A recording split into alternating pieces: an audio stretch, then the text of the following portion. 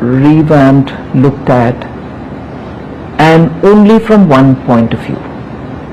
He said, look, both from the point of view of the process and also for the common man, the tax rates, is there a way in which we can make it simpler? So I had agreed that I will go into it and come back to him.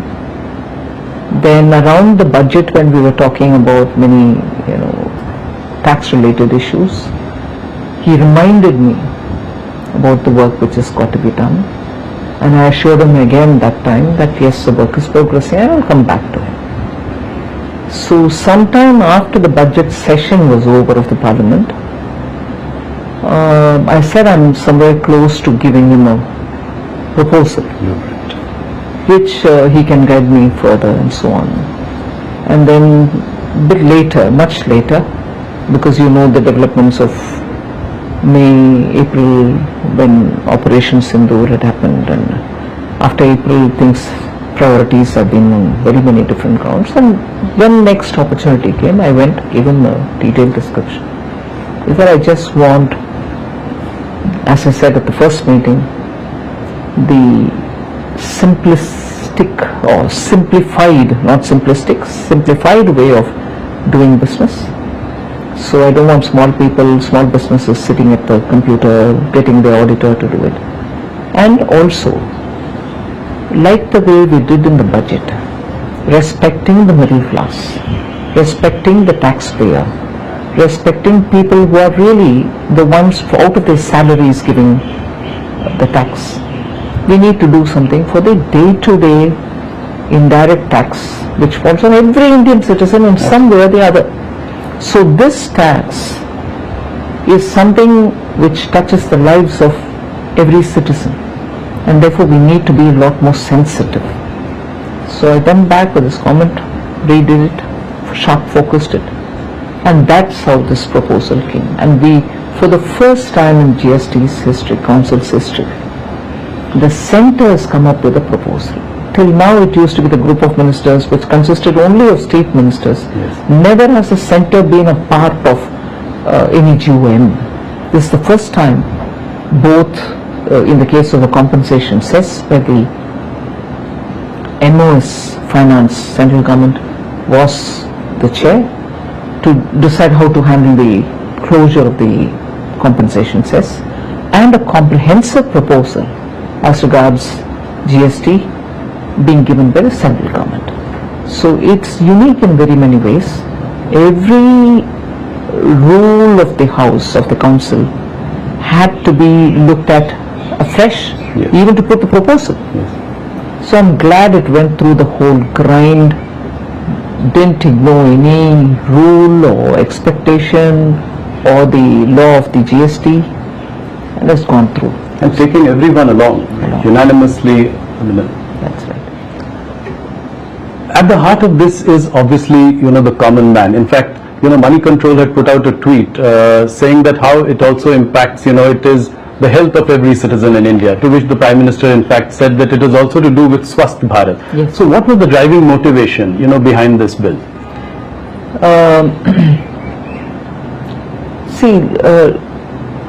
I had to do a dredging kind of an exercise. Yes. Where every item which comes under the GST, goods or services, had to be looked at, not just by their codes, not just by their names, but to regroup them from the point of view of daily use items, that which is consumed by citizens, middle class, the poor but in particular, and then you looked at those which are going to hit the farmers, those which are going to hit the middle class, and so on. Because eventually, daily use items or items which are necessary for this transition of India from a emerging, developing economy to a Vikasit Bharat, yes, cannot be on the back of, just the approach of we need more development, bridges, roads, some contracts for works and so on, but also that the aspirations of the growing families will have to be met. So we had to regroup them in such a way, okay, this is essential for, let's say, the families, poor middle class families. Of course the rich will come in. So what do we do as a treatment for it? But even as we were talking about this, we are talking about the classification of goods and services. I, without any hesitation, will bring that example of the popcorn. Why am I saying hesitation? Because I was pilloried on it. Yes, absolutely. But that tells you the problem of classification, where we brought in a system, no doubt, which was an improvement of over the pre-GST era, where every state defined its own and had its own rate and so on. So GST in 2017 was an improvement over what was earlier. But it still required some more simplification, and that's why this exercise. And in the case of the popcorn, it led to a lot of litigation, courts coming up with different kind of voices, and states losing revenue because of the classification being different. People chose to have the higher taxed sugary chocolatey popcorn shown in as a salted popcorn because that has only very little tax on it. So this arbitrage because of classification had to be overcome. So even as I'm grouping for families, their day-to-day items, this thought of what the classification is causing us a problem also had to be addressed. Like that, I think it was one of the, for me it was a fascinating exercise. It was rigorous, it took a lot of my time and time which would have gone in for something else. But I think this was absolutely rewarding an exercise because you brought in that temperament which is so important, that citizen looks at these things in one particular way. Revenue is not the consideration. So that helped us. So now that you've done two monumental things, you've put more money into the hands of the consumer, you brought down for the middle classes the income tax cut, and now rationalization of GST. So will it now finally sort of move the needle on consumption? 100%. Because there's more money given already through the income tax cut. Right. The rates are coming down. So the citizen now has a choice. To meet his aspirations and his expectations, he cannot say, look, I have the money because the income tax is reduced, but these items are beyond my affordability. Now everything has come down. Okay. I'll give you this number which is important. 99% of all the goods and services which are touched by GST are now either in 0 or in 5 or in 18. That's right. There is nothing beyond. So that 1% is what makes for the demerit goods, right, which popular parlance says sin goods. Yeah. So that is the extent to which we have cleansed the system of anomalies, doubts, duplications and any interpretative issues. So this will also lead to higher investments, it will fire up investments as well. Obviously, with consumption going up, there's a potential for capacities to grow, investments to grow.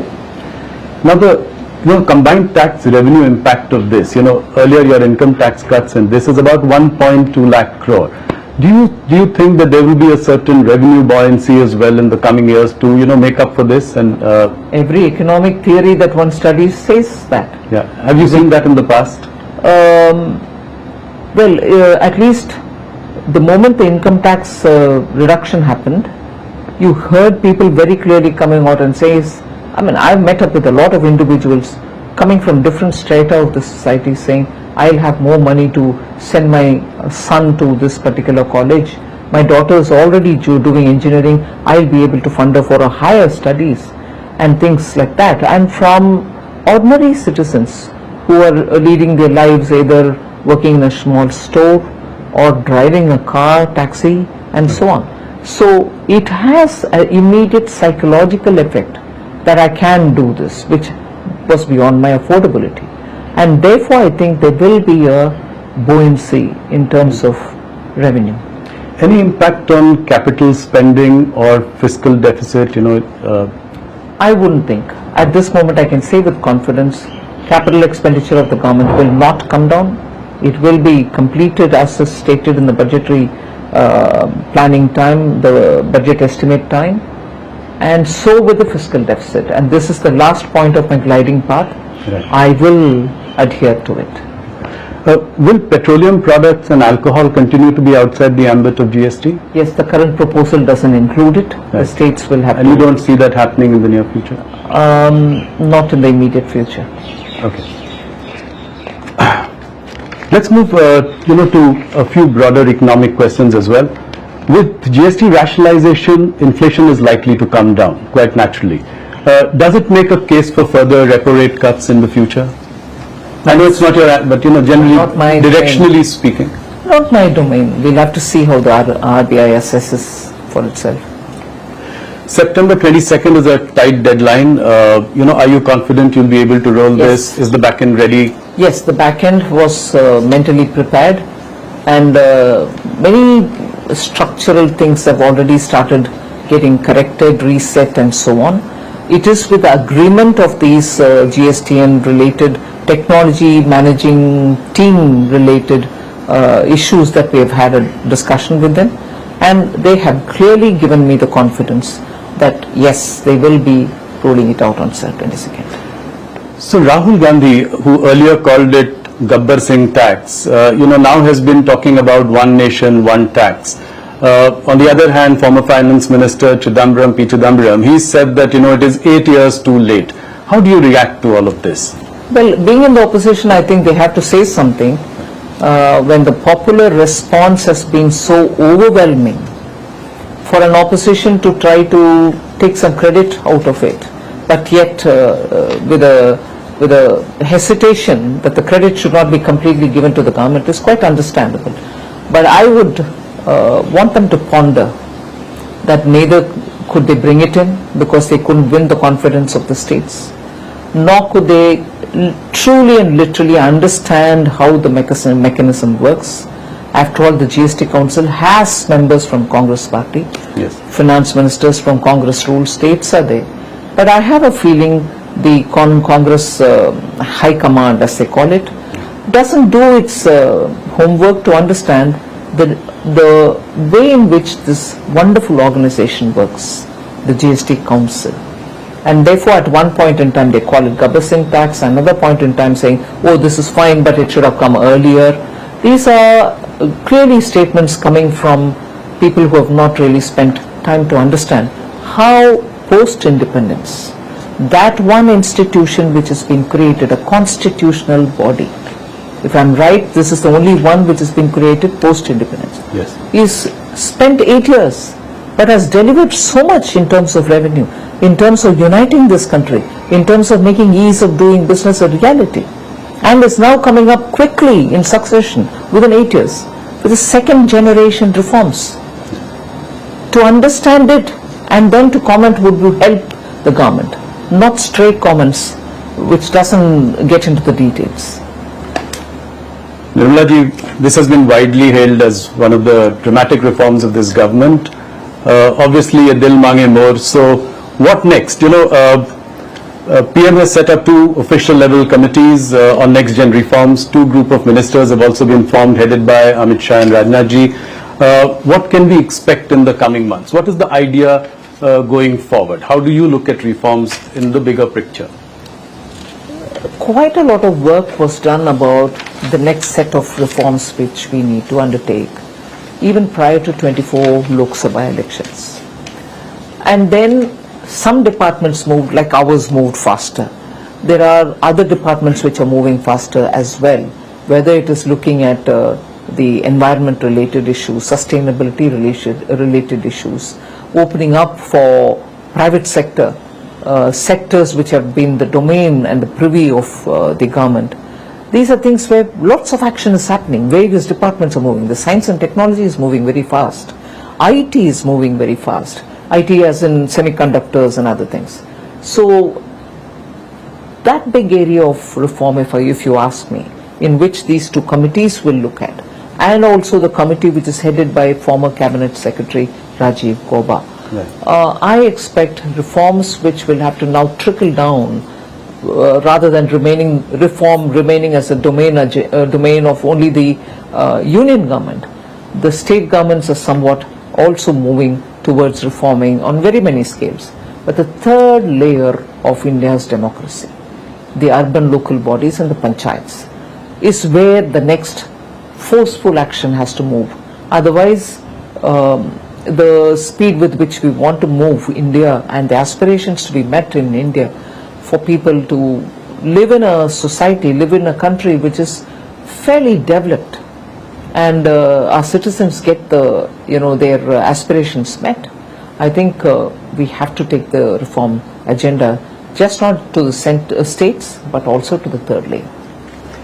As I move to discussing the GDP numbers for Q1, just before that, another last question on GST, which is how will you ensure that you pass on the benefit to the consumers? We've seen anti-profiteering in the past, so how do you plan to tackle this? Is there a way in which the government is looking at it? How do you ensure? At the moment, there isn't any particular mechanism that I can say I have, but I am seized of the question. Also coming from many citizens themselves who are saying, it's great that you've done this, it's great that you're bringing in this kind of a drastic cut in taxes, but how will you ensure that we'll benefit from it? And how will you ensure that it's not going to disappear on the course to reach? We'll have to keep talking with industry, we'll have to nudge them, we'll have to, I'm glad in the case of the insurance sector, the public sector insurance companies have come forward to openly say that they will indeed pass the rate cuts to the citizens, those who are taking the insurance for themselves. So I'm sure the private sector would also do it in insurance, and so with other things. You're expecting them to announce that they will pass on the benefit? Many of them are doing it. Couple of them have, some of them have announced. So Q1 GDP numbers are heartening 7.8%, at a time when President Trump said that, India is a dead economy. How do you react to something like that? I may not be able to comment on, let's say, foreign head of the state commenting on it. But in India, one line which I keep repeating several times, probably even once when I met you once earlier when we chatted like this, it is the cynics within India who worry me. It is the naysayers within India who worry me. Assume somebody had said it, a head of state has said it. Building India together, and all of us together building India, are we going to carry those tales or stories or observations which somebody else says and then repeat that here, oh, so and so has said this, India's a dead economy, we knew it, this is happening, that's happening. India requires its citizens to be respected. They are toiling and struggling and working to build their families and their economies, their own personal family wealth and whatever. At this time when we are trying to create more opportunities, do we need the naysayers to even borrow such observations, be it as it may that it is coming from a head of state?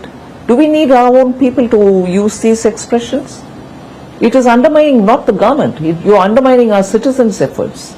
And a responsible opposition, I wished didn't repeat these lines, but I think it is, I would react only to what our people are saying rather than a head of state elsewhere.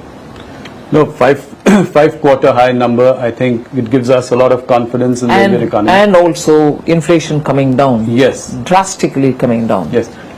But it brings us to a related point, which is on the point of tariffs. Now that tariffs with the US are at 50%, what is the likely impact on the GDP going forward? There are various estimates by various sort of consultancies, from 10 basis points all the way to 100 basis points some have predicted. Where do you see the impact really of this?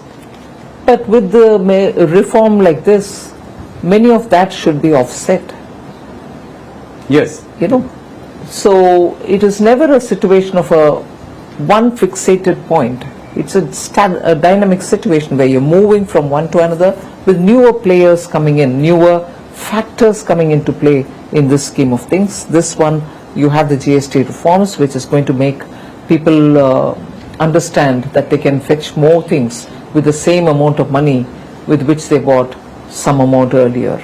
So it is very clear that industries have been speaking about the tariff and its impact. The government has designed something for itself.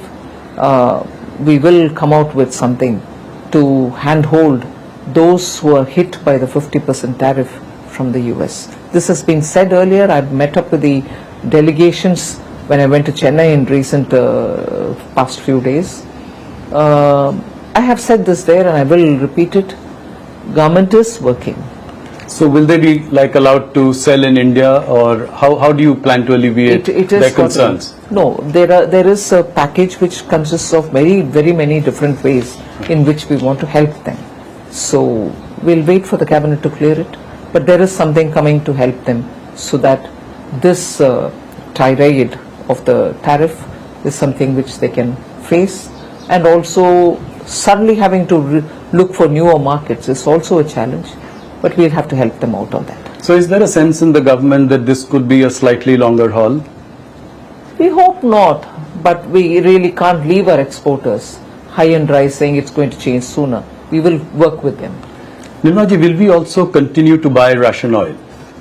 Yes, that's been made very plain and simple. Whether it is Russian oil or anything else, it's our decision to buy from the place which suits our needs, whether in terms of rates, logistics, anything. So where we buy our oil from, especially being a big ticket foreign exchange related item, where we pay so much out of our pocket, highest in terms of import, we will have to take a call which suits us best. So we will undoubtedly be buying. Another question about, the officials of the Trump administration have been using really hurtful language against India, saying that we are Brahmins profiteering at the expense of, ordinary Indians, or, calling the Ukraine-Russia war Modi's war, or us as Kremlin's laundromat. How do you see all this? I mean, how do you react to something like this? Very much the same principle as I said earlier. It is one thing, it can be hurtful. It is one thing for a foreign government head of state or an official or anybody to say all that. And the global diplomatic world is astonished that that kind of an expression is being used against India. And that will have people in the diplomatic arena to respond or to deal with. But what hurts me more is when those very expressions are being justified in India.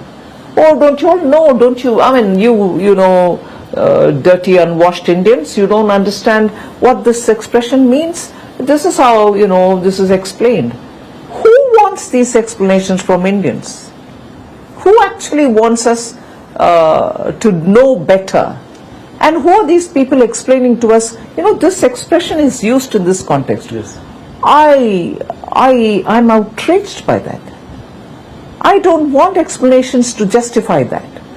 Whether I'm going to have to deal with them, stand up and challenge them or retort is a different story. Right. But Indians quoting those words and telling us, oh, you dirty Indians, you don't know this colonial justification of the language that is being used against Indians, against such countries which have come out of its colony and from its empire and stood up to build its own country with its own self-confidence. And even now when we are talking about Atmanirbhar, it's not just in terms of producing everything in your country. It's also about being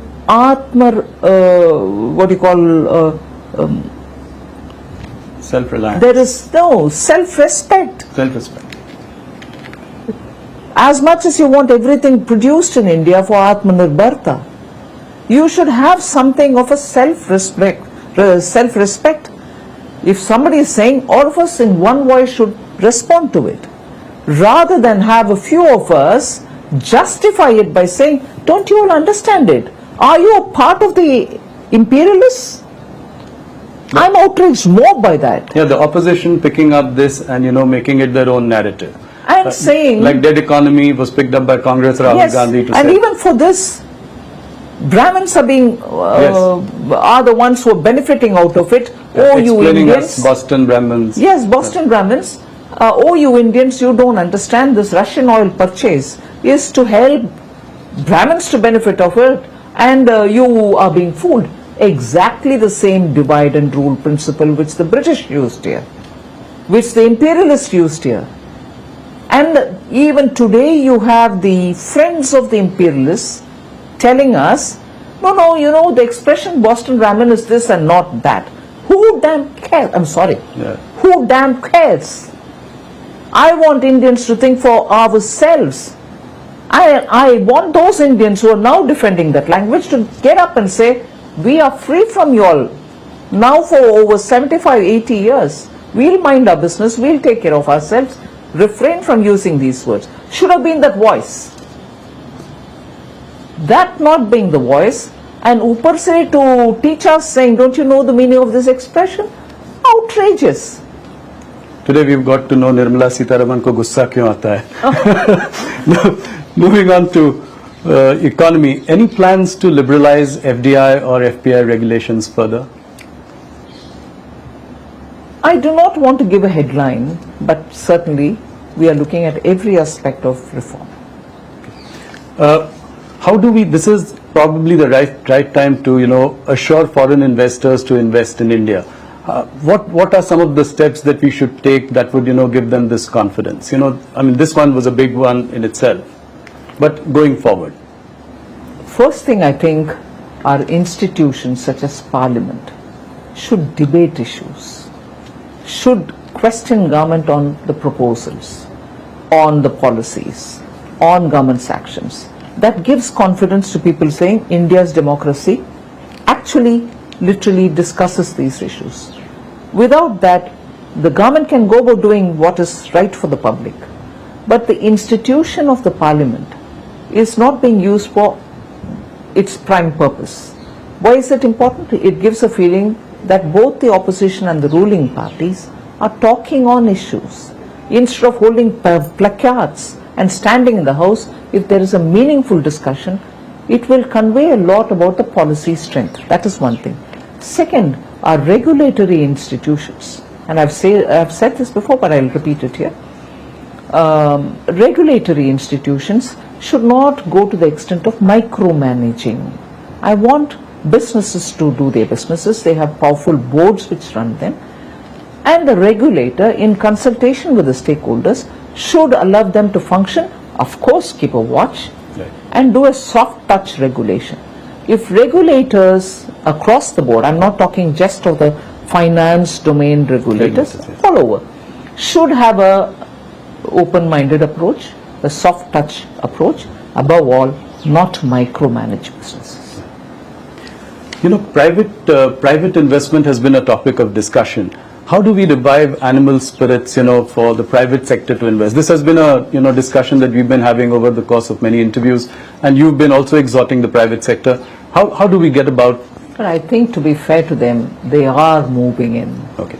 And they are taking decisions about how they want to expand. So you see a significant change? I see a significant change, and I see that enthusiasm now in wanting to understand how things will move from the industry, and I'm sure they are conscious that opportunities lie in India and they should do things.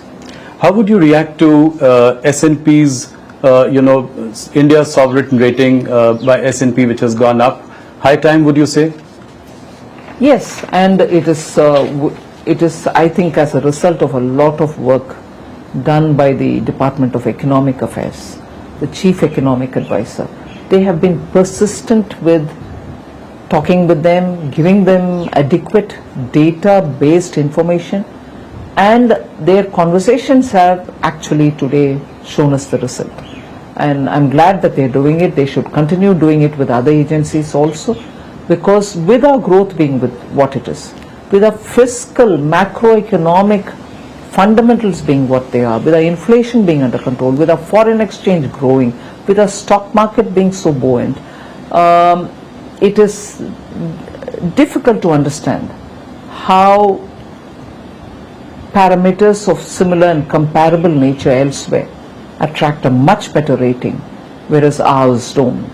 And conversely, parameters which are worse than ours seem to be having better rating. Just can't explain it. So I think the work of the DEA and the CEA is well cut out in this regard. They will have to work with agencies. Nirmalji, you're right about all the macro indicators looking up. But revenue growth for corporate India has remained tepid. It's at a 7-quarter low of 3.7%. How do you explain that? GDP on one hand growing at 7.8%. What really accounts for this? I think it's also a question of how they're deploying their resources and how they're earning out of it. Businesses will also have to look at the way in which their risk-taking capacities can increase, and that's what is going to be the prime mover in terms of revenues for businesses. So, but that's a business call. It's not for me to say. Right. Nirmalaji, India and China are now mending sort of fences. So, right now it is at the level of resuming the flights and giving visas to each other.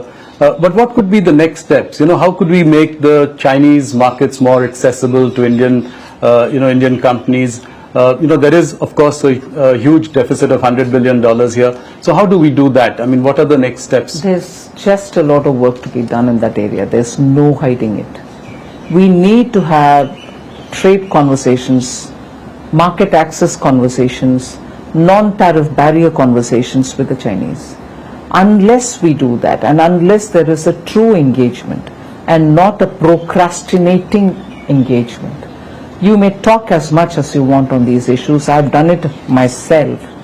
And to have a conclusion arrived at takes a lot of time with the Chinese. Sorry. Market access is something which has not been realized despite our almost a decade-long engagement with the Chinese. In between, everything had come to a halt. But on both these issues, there should be meaningful conversations. Otherwise, the very products that we want to export to China go through different destinations to China. But why can't it go directly? Yeah. And will it also be reciprocal? I mean, Press Note 3 prevents investments from China to India. So would you look at, doing something about that as well? As it is, I think in one or two cases, particular cases, we have relaxed some of them. And in those sectors where their technology has come in, and the technicians and also the experts had to come to actually see the projects through, we have not allowed these experts to come. That has now changed. In some sectors, people are coming in where projects are already on the ground. So India will be open to that idea? Of course. Yes. Nirmalaji, you've ushered in the boldest of reforms. I say this in every interview that we do because you corporate tax cut. I mean, that was a phenomenal sort of move. Then after that last budget, we have income tax rates going down. Now GST2, as I called it. So, one thing that we probably haven't seen enough is on private disinvestment. What would you say to that? You did sell Air India, but after that, things have been slow. You'll see action in that also. This year? Yes. Oh, that's great news. Any deadline for strategic stake sale in IDBI Bank? No, I think the secretary has already, DIPAM secretary has already spoken about it. IDBI is moving quite fast. Okay. And I expect it to be concluded this financial year? Okay, and any more banks which could then be looked at after this? I wouldn't say any more banks. I'm not negating anything. Right. But yes, more disinvestments. More disinvestments, okay.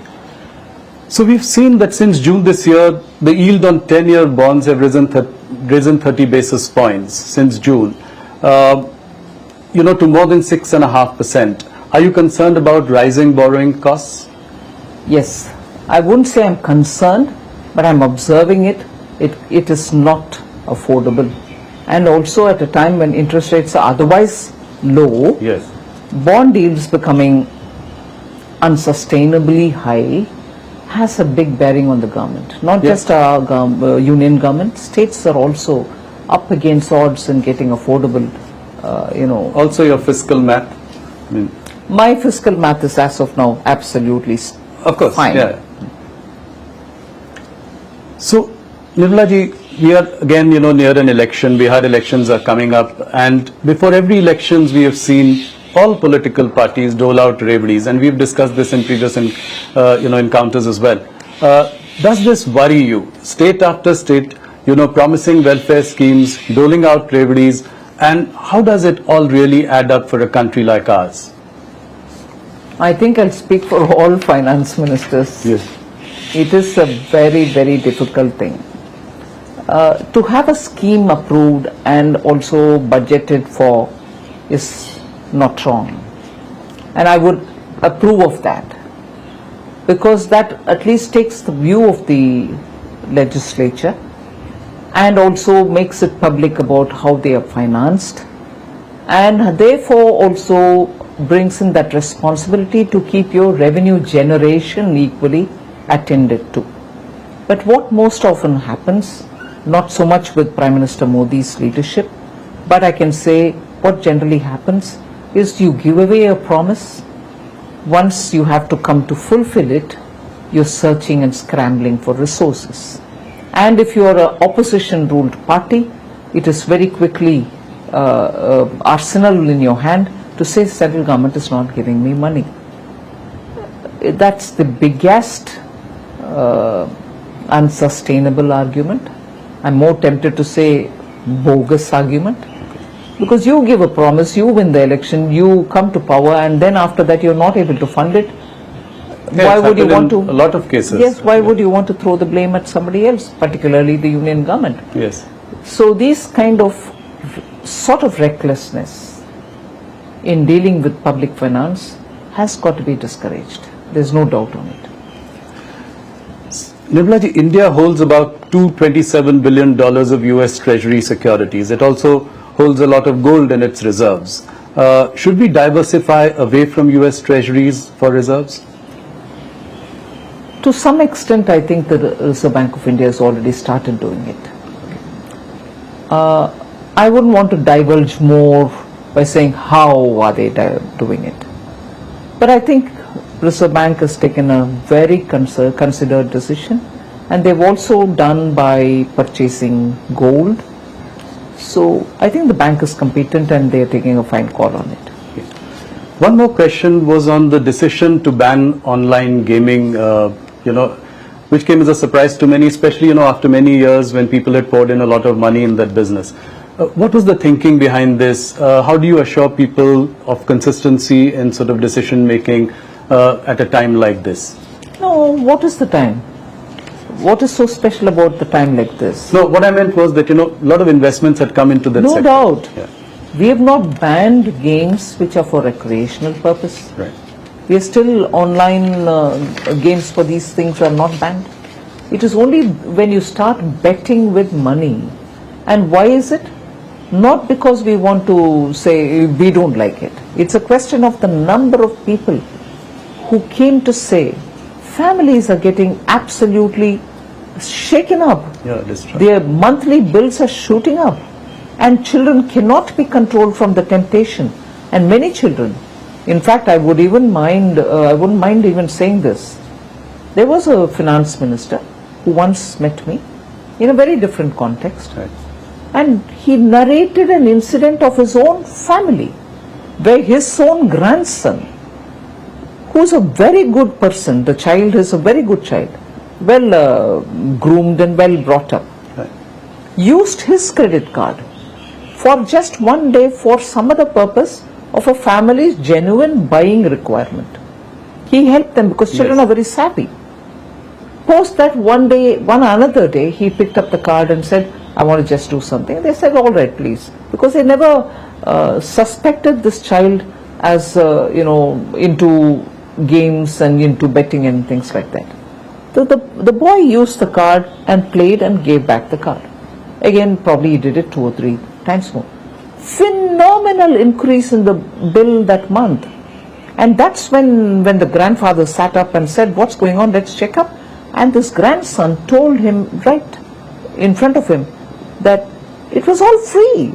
I didn't go into any money playing game. He didn't know. So the methodology is, say it's free, you get in, and for the duration of time that you played, some kind of a charge is put, and again tempts you to go into another round and so on. So the adolescent child is under the impression that he's playing a free game. Right. But he ended up paying through his nose. So that is where, that's a classic example, but Yes. many people approached us, the PMO and so on, and said, this is ruining our country, ruining our youth, please do something. That's where this bill has come. Okay. No, understood. The rupee is at an all-time low against the dollar. Does it concern you? It is, I've said this and I'm going to have to repeat it, it is only against the dollar that the rupee is highly volatile, whereas rupee is not affected similarly by other currencies. So, and there are countries Yes. in emerging markets and even in developed countries whose currencies against the dollar are weakening. So it is an issue on that aspect and at that level about the volatility as a result of the strengthening dollar. It's not rupee getting weakening. I know I've been trolled immensely for saying this, but this is the truth. So, Okay, thank you. Nirmala ji, one last question. For profitable companies with over 1,000 crore turnover, 2% of their profits go into CSR. Now, at a time like this, when MSMEs are facing a problem because of tariff issues, etc., is there any thought to take a relook at this for a little while? nothing before me as yet. Okay. If there's anything, I'll tell you, but there's nothing. All right. Nirmala ji, thank you so much for your time. Thank you for patiently answering all our questions, very candid, and heartiest congratulations on yet another big reform, GST2 or rationalization of GST. Thank you so much for being with us. Thank you very much.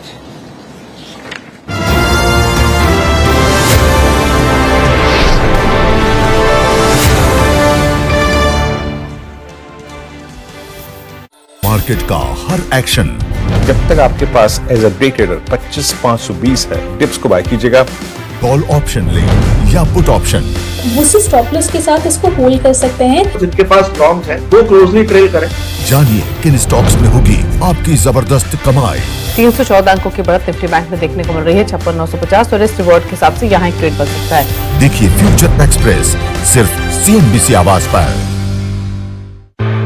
एक धमाकेदार live show. आज अपने को अहमदाबाद, बेंगलुरु और पुणे ही जाना है। महिलाओं की निवेश से जुड़ी हर क्वेरी का सॉल्यूशन। 184 क्वांटिटी 249 से लिया है। वो तो शहर है इधर।